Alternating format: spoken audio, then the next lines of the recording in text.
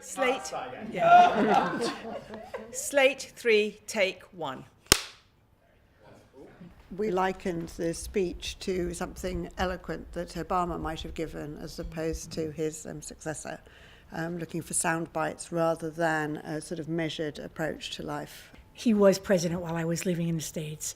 I think there was much about him to applaud, but his very quality of deliberation often stopped him from acting. I once had dinner with Margaret Thatcher, and she said to me at one point, it made my hair stand on end, she said, our two professions are alike in many ways. She said, you need an audience and I need an audience. But where we differ radically is that you require a darkened auditorium. I need to see their eyes. And that's why I feel differently about Socrates being a leader.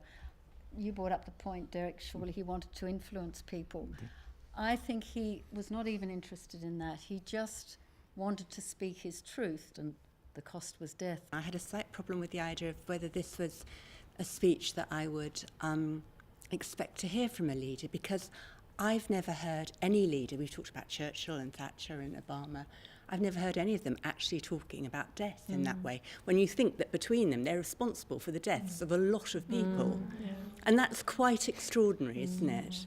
And in fact, I think the only time I've heard it recently was when Jeremy Corbyn talked about Trident, and he said, so you really actually want me to use this thing which is going to destroy the world and millions of people? And that was quite a shock hearing that, because I'd never heard a politician or leader talk like that before. For me, the implication is that life is not necessarily positive and death is not necessarily calamity. And that, to me, speaks to another topical issue about the right to die, euthanasia, and the extraordinary methods means that people go to avoid death, to prolong life. Socrates seemed to have a very, very clear idea of the afterlife, very clear idea, I'm going to meet all those wonderful people who are no longer with us on earth.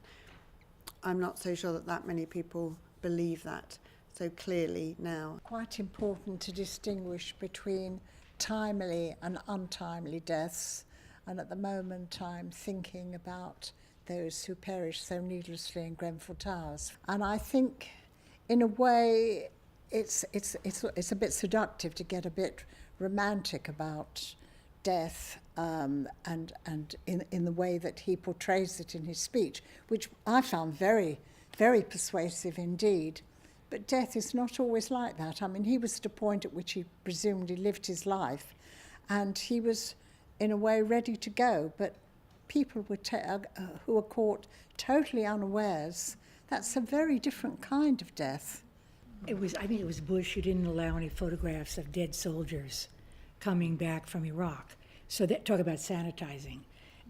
So this romanticization of the warrior, which I think politicians do, it is noble to die. Sweet and beautiful it is to die for your country, which I think is rubbish and has been used repeatedly to justify sending young people to war. It's very important when we talk about death that we talk about the physical, the emotional and the spiritual, and all those elements make up our understanding, our preparation, our way of dealing with it. We think, why did I waste so much time arguing with somebody on Facebook about absolutely nothing? You know, and I just get to the point where I'm thinking now, coming into my 50s, is that it's time now just to actually just concentrate on what is life to you and live it to the best you can, knowing full well that at any time it's gone. And not worry about when it does come, it's like, okay, fine, let it come. It made me think, well, I'm going to go home and write my own speech now, you know, so that I'm ready for death as and when it comes. You know, I'm not afraid of it, and I shouldn't be afraid of it because it is part of life. It's the end of life, but it's still part of life, you know. We have to create our own narrative to what death is to us and to those around us, because it is probably the most individual experience you're going to have. In the end, you have to actually square it with yourself. If we all knew when we were going to die, then life would be a lot easier. But life's great mystery is that it's never going to happen that way. Would everyone like to know that? Do you know when you're able to come in? Yeah, I'd very be happy to know when I'm going to die. Show of hands. Yeah, I think you would. You want to know? I think so. I would. I'd like to know. And how as well. Not only when, but how as well.